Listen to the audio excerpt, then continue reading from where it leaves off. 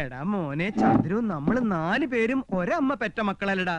ഞങ്ങള് 3 പേരെ അമ്മ 10 മാസം ചുമന്നു, നിന്നെ 8 മാസം. അതല്ലേടാ നിന്റെ വളർച്ച മുരടിച്ചു പോയത്. ഇൻക്യുബേറ്ററിൽ 3 ദിവസം പഞ്ഞി പൊതിഞ്ഞു വെച്ചിരുന്നു. ഇച്ചിരിയും പോന്ന നിനക്ക് ഞാനാ കാവലെന്ന് എപ്പോ വേണേലും തട്ടിപ്പോവാന്ന് ഡോക്ടർ വിധി എഴുതിയതാ. എന്നാ അപ്പൊ തന്നെ കൊല്ലായിരുന്നില്ലേ വളർത്തിയിട്ട്? നിന്നെ ഞങ്ങള് കൊല്ലോടാ. നീയും ആശയായിട്ടുള്ള വിവാഹം ഞങ്ങള് നടത്തിത്തരാം. ഇപ്പൊ പ്രേമം മാത്രം മതി കേട്ടോ. എന്റെ പൊന്നുകുട്ട, ഒരു ഉപകാരം ചെയ്യണം. സോപ്പ് പതപ്പിച്ചപ്പോഴേ എനിക്ക് തോന്നി ഞങ്ങളുടെ ഭാര്യമാർക്ക് എന്തോ ഒരു പ്രശ്നമുണ്ട്, നീ ഒന്ന് ശരിയാക്കി തരണം. അയ്യേ, എന്തൊക്കെയാ നിങ്ങൾ പറയുന്നേ? നാണമില്ലേ നിങ്ങൾക്ക്? ഏട്ടത്തിമാരെന്റെ സ്വന്തം അമ്മയെ പോലെയാ. അത് മാത്രം നീ കൂടുതൽ ഓവർ സ്മാർട്ട് ആവരുത്. ചൂടാവാതെടാ.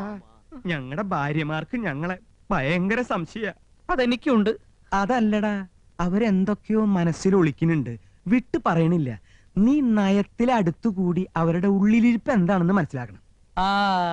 ഇത്രേ ഉള്ളൂ. പഴയ ഏട്ടത്തിമാരല്ല, പൊള്ളും പൊള്ളിക്കും.